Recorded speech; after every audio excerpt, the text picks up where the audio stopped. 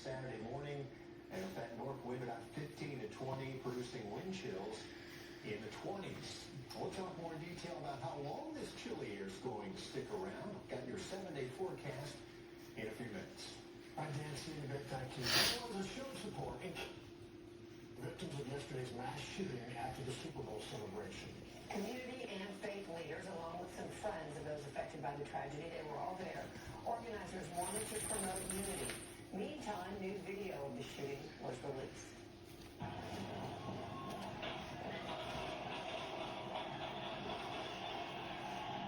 Stop, Nova. Get off of your nightstand. That barrage of gunfire you heard started from a dispute between several people, but they didn't have more specifics to offer. One person was killed, about half the other 22 people shot were under 16 years old. Fox's Connor Hansen has the latest tonight from Kansas City. Kansas City police have ruled out any connection to terrorism or extremism, but this community remains deeply disturbed by that outburst of violence, sending 11 children, some as young as 6, to the hospital. But now the community is starting to come together.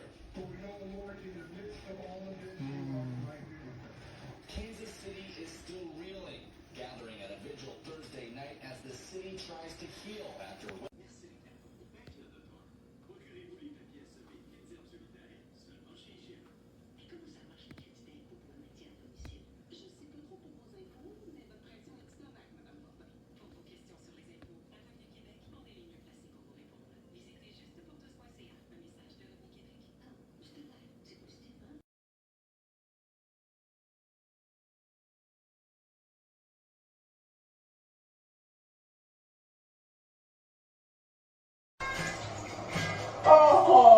Oh, drop it, dude.